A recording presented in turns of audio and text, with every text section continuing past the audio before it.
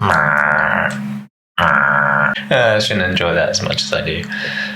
I had a plan today to overcome my incessant need to tweak things continuously before releasing by forcing myself to make as much of a game as I can in an hour. The idea was I would take something simple, like Mario, and just crack it out to see how far I got, and hopefully learn something along the way, and maybe teach something along the way.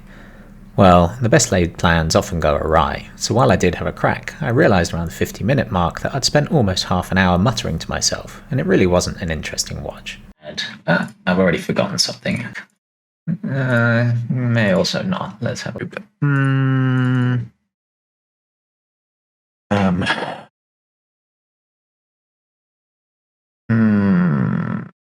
I will instead take you to where this idea began, my first ever game jam that I entered earlier this year. The rules were simple. You had an entire weekend to complete and submit a game based on a specific theme.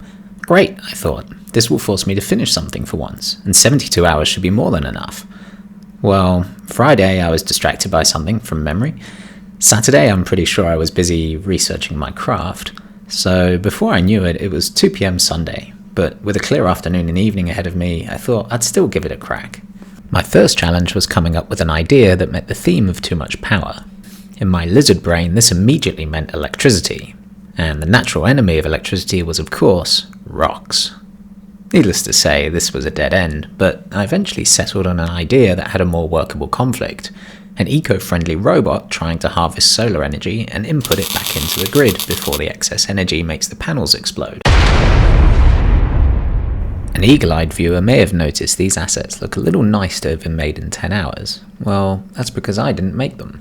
I'll include links in description, but shout out to Kenny and Quaternius for releasing CC0 3D assets that really make rapid 3D game jamming possible. Anyway, I think the reason it took so long for me to make this video is I was struggling to find a key lesson for others to take from the experience. Yes, I cut plenty of corners throughout to get the game released in the short time frame, but there wasn't a specific thing that stood out. The main thing for me was the overall satisfaction of actually releasing the game. It's so far from perfect, but knowing it's out there now and others have played it makes me happy.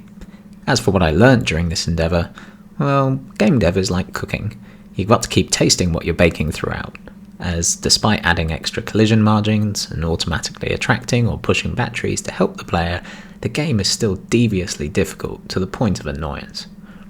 Anyway, I'll leave a link to the game if you want to play it in the description, though it only really works in Firefox, and it takes a while to load. But I challenge anyone to beat my high score I'm showing you now, just ignore the fact I have collision shapes visible. Thanks.